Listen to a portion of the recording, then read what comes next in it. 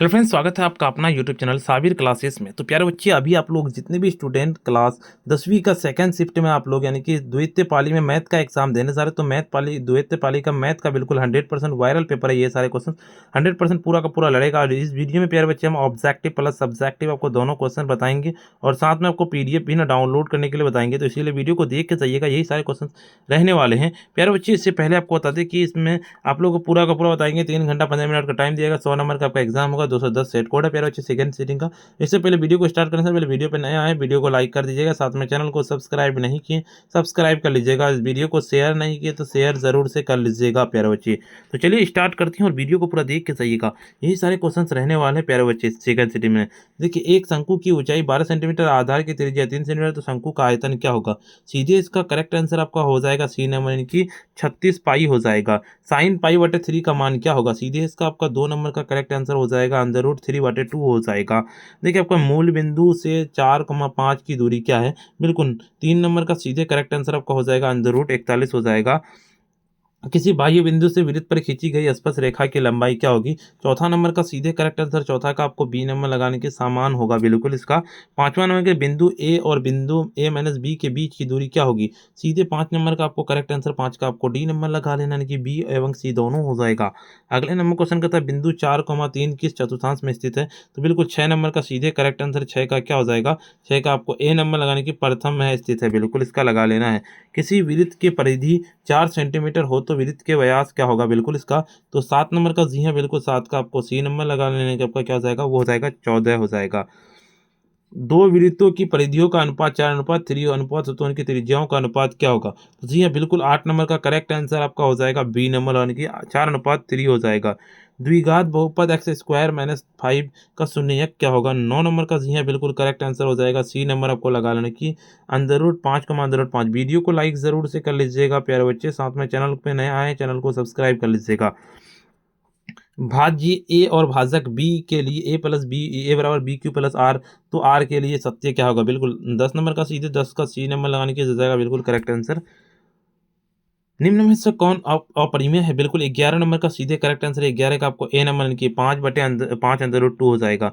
द्विघात समीकरण X square plus 2x plus 4 के शून्य का अल्फा इंटू बीटा का मान क्या होगा? 12 नंबर का जी है, 12 नंबर का आपका सी नंबर करेक्ट आंसर हो जाएगा 2 हो जाएगा, बिल्कुल इसका लगा लेना है। अगला नंबर क्वेश्चन कहता है आपका यदि किसी द्विघात बहुपद पी एक्स बराबर 3x square plus 4x plus 4 के शून्य का अल्फा बीटा हो तो अल्फा इंटू बीटा का मान क्या होगा? बिल्कुल 13 नंबर का सीधे करेक्ट आंसर हो जाएगा आपका ए नंबर लगा लेना है कि 4/3 हो जाएगा, बिल्कुल। समीकरण युग्म 2x plus 3y plus 5 4x plus 6y बराबर 10 का क्या होगा? बिल्कुल इसका 14 नंबर का करेक्ट आंसर आपका ए नंबर यानी कि संगत हो जाएगा।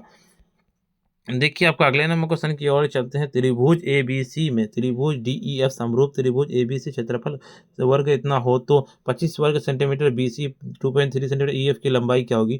सीधे 15 नंबर का करेक्ट आंसर 15 नंबर का आपको डी नंबर लगाने की 2,857 हो जाएगा, बिल्कुल इसका। देखिए, वृत्त की स्पर्श रेखाओं के बिंदु से होकर गुजरने वाले त्रिज्या को क्या कहते हैं? 16 नंबर का सीधे करेक्ट आंसर आपका हो जाएगा लंब कहते हैं, बिल्कुल इसका ए नंबर लगा लेना है। एक वृत्त पर कितनी स्पर्श रेखाएं खींची जा सकती है? बिल्कुल 17 नंबर का करेक्ट आंसर 17 का सी नंबर की अपरिमित रूप से अनेक हो जाएगा। निम्न वृत्त की स्पर्श रेखाओं से उस बिंदु के प्रतिच्छेद करते हैं, क्या करते हैं? बिल्कुल 18 नंबर का सीधे करेक्ट आंसर हो जाएगा आपका सी नंबर लगा लेने की 1 हो जाएगा। एक वृत्त की समांतर कितनी स्पर्श रेखाएं हो सकती है? तो सीधे इसका आपको बी नंबर लगा लेने की 2 हो सकती है, बिल्कुल इसका। अगले नंबर क्वेश्चन की ओर चलते बिंदु 0 और 36,15 के बीच की दूरी क्या होगी? 20 नंबर का सीधे करेक्ट आंसर 20 का आपको डी नंबर लगाने की 39 हो जाएगा। देखिए, आपका mx2 प्लस mx1 बटे m प्लस n तथा my2 और ny1 बटे mn प्लस का कहलाता है। 21 नंबर का जी है, बिल्कुल 21 नंबर का करेक्ट आंसर आपका हो जाएगा अंतः विभाजन क्या होता है आपका सूत्र हो जाएगा। अगले नंबर का किताब का संरेख त्रिभुज का क्षेत्रफल होगा, बिल्कुल 22 नंबर का सीधे करेक्ट आंसर 22 का आपको बी नंबर लगाने की 0 हो जाएगा। 23 नंबर क्वेश्चन कहता है द्विघात समीकरण X square minus B X plus C A not equal to 0, तो एक्स का मान क्या होगा? 23 नंबर का जी हाँ 23 नंबर का आपको सी नंबर लगाने की B plus minus under root B square minus 4ac हो जाएगा। यदि ए पी का प्रथम पद ए पदांतर डी हो तो ए नवा पद क्या होगा? बिल्कुल 24 नंबर का सीधे करेक्ट आंसर 24 नंबर का आपका ए नंबर यानी कि a plus N minus one into d हो जाएगा। यदि किसी ए पी का प्रथम पद पदांतर डी हो तो एन पदों का योग क्या होगा? बिल्कुल इसका 25 नंबर का करेक्ट आंसर 25 का सी नंबर यानी कि एन बटे two A plus N minus one into D बिल्कुल इसका करेक्ट आंसर हो जाएगा। बिल्कुल इसका लगा लेना है। अगले नंबर क्वेश्चन की ओर चलते हैं। आपका अगले नंबर क्वेश्चन क्या कहता है? आपका समांतर श्रेणी 10 7 4 का क्या कहता है 30वां पद क्या होगा? सीधे इसका 26 नंबर का करेक्ट आंसर 26 का क्या हो जाएगा? वो हो जाएगा आपका बी नंबर यानी कि माइनस 77 हो जाएगा। अगले नंबर का समांतर श्रेणी -3 माइनस 1/2 का 11वां पद क्या होगा? 27 नंबर का जी हाँ बिल्कुल करेक्ट आंसर हो जाएगा आपका -22 हो जाएगा। अगले नंबर क्वेश्चन की ओर चलते सभी वर्ग आपस में होते हैं क्या होते हैं? 28 नंबर का बिल्कुल डी नंबर लगाने के समरूप होते हैं। बिल्कुल डी नंबर लगा लेना है। अगले नंबर क्वेश्चन कहता है आपका त्रिभुज एबीसी में त्रिभुज डीएफ की संगत भुजाएं का अनुपात कहते हैं संगत कोण बराबर हो तो इतना क्या होगा? सीधे 29 नंबर का बिल्कुल करेक्ट आंसर हो जाएगा यानी कि सर्वांग सम हो जाएगा। बी नंबर लगा लेना है। किसी त्रिभुज की भुजा के शीर्षक नियामक x1 y1 x2 y2 तो x3 y3 हो तो त्रिभुज के केंद्र का नियामक क्या होगा? 30 नंबर का सीधे करेक्ट आंसर 30 का आपको सी नंबर यानी x1 प्लस x2 बटे x3 बटे 3 उसका हो जाएगा। ठीक है। वृत्त के चाप की लंबाई बराबर होती है क्या होती है? 31 नंबर का सीधे बी नंबर लगाने की थीटा बटे 360 पाई आर हो जाएगा। बिल्कुल इसका लगा लेना है। अर्धवृत्त की परिमिति होगी क्या होगी? 32 नंबर का सी है बिल्कुल 32 का सी नंबर की पाई प्लस 2 आर हो जाएगा। देखिए आपका अर्धवृत्त का क्षेत्रफल बराबर क्या होता है? 33 नंबर का सीधे आपका बी नंबर लगाने की 1/2 पाई आर स्क्वायर हो जाएगा। वलय का क्षेत्रफल बराबर होता है क्या होता है? सीधे इसका आपको डी नंबर यानी कि पाई प्लस आर बटे आर आर माइनस वन। दो वृत्तों की त्रिज्याओं क्रम में से 8 सेंटीमीटर 6 सेंटीमीटर तो उस वृत्त की त्रिज्याओं के क्षेत्रफल इन दोनों वृत्तों के क्षेत्रफलों के योग के बराबर होता है।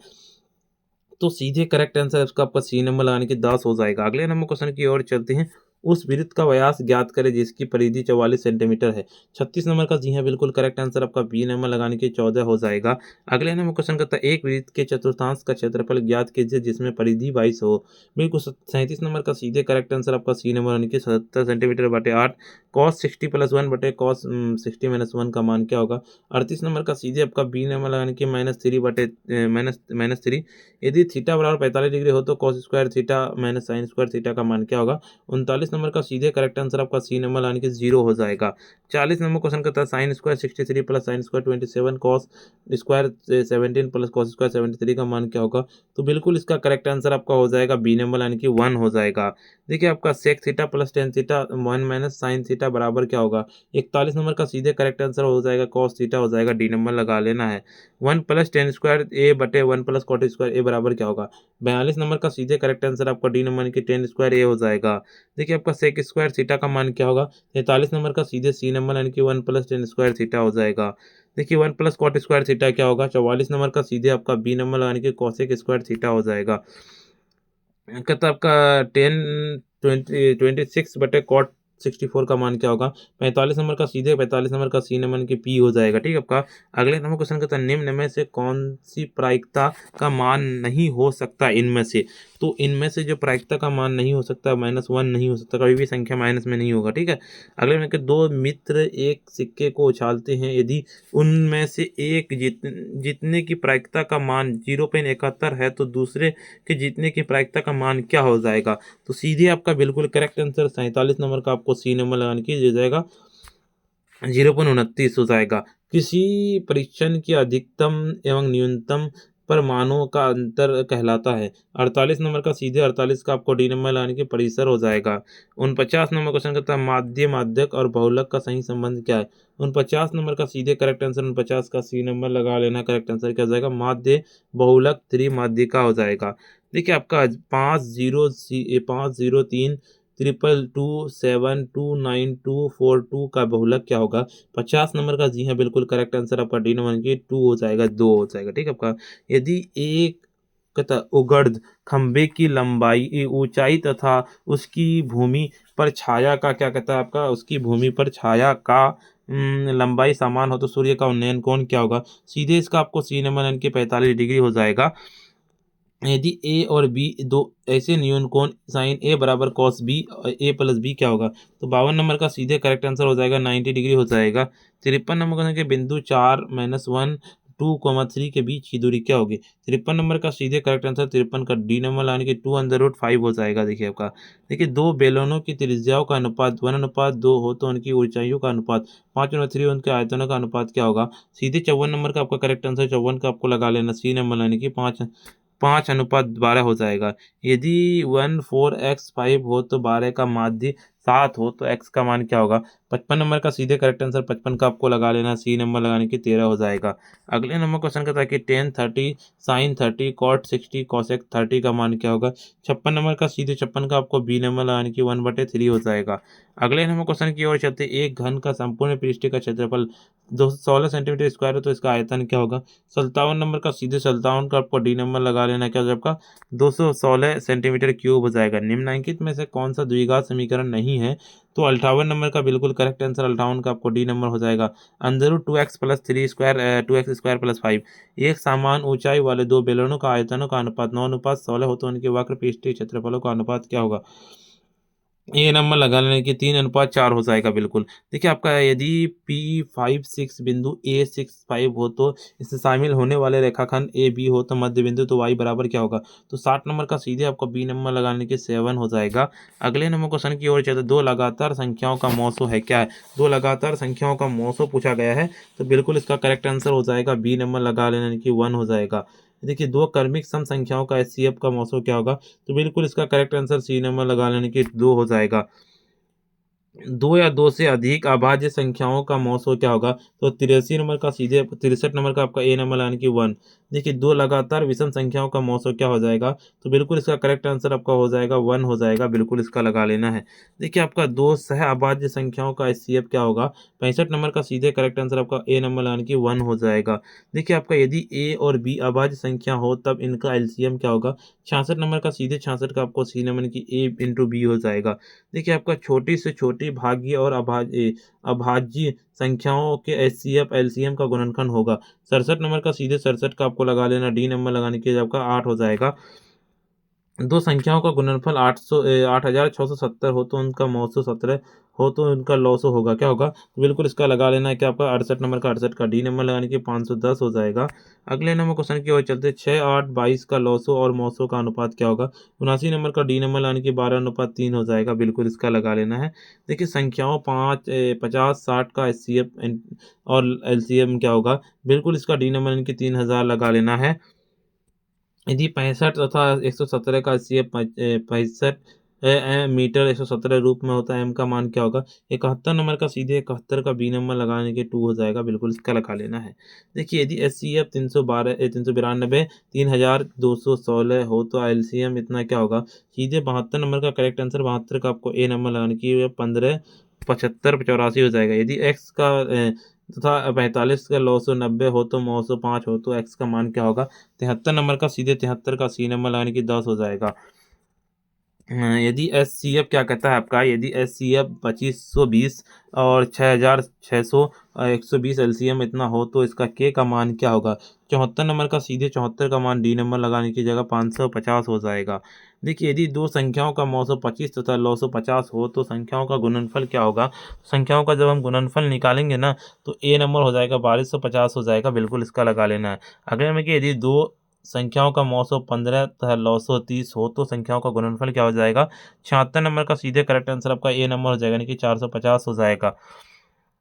यूक्लिड विभाजन एल्गोरिथम दो धनात्मक पूर्णांक निम्न में से किससे परिकलित करने की तकनीक है? बिल्कुल इसका लगा लेना। 77 नंबर का 77 का बी नंबर लगाने की मौसो हो जाएगा, बिल्कुल इसका लगा लेना है। अगले नंबर का, किसी की धनात्मक पूर्णांक ए और बी A/B और मौसो तथा A/B का लौसो निम्न में से किसके बराबर है? 78 नंबर का सीधे करेक्ट आंसर 78 का सी नंबर लगाने की A/B हो जाएगा, बिल्कुल इसका लगा लेना है। देखिए आपका 6x⁴y और 12xy का महत्तम समापवर्तक क्या हो जाएगा? तो 79 नंबर का डी नंबर लगाने की 6y हो जाएगा, बिल्कुल इसका। अगले नंबर क्वेश्चन की ओर चलते, दो संख्याओं का लॉसो 1500 और इनका मौसो नहीं हो सकता है, क्या नहीं हो सकता है? बिल्कुल 80 नंबर का 80 का सीधे करेक्ट आंसर 80 का बी नंबर लगाने के 200 हो जाएगा, बिल्कुल इसका करेक्ट आंसर लगा लेना है। यदि दो संख्याओं का लॉसो और मौसो समान हो तो वह संख्याएं क्या होगी? 81 नंबर का सीधे 81 का आपको डी नंबर लाने की समान संख्याएं हो जाएगी। यदि दो संख्याओं का अनुपात 1200 हो तो और 915 हो तो 900 होगा। 85 नंबर का सीधे 85 का डी नंबर लगाने की आपका क्या हो जाएगा 80 हो जाएगा। देखिए आपका यदि एचसीएफ A8 4 एलसीएम A8 24 हो तो ए का मान क्या होगा। 83 नंबर का सीधे करेक्ट आंसर सी नंबर हो जाएगा 12 हो जाएगा। देखिए यदि एलसीएम 91 26 182 91 26 का एचसीएफ क्या होगा।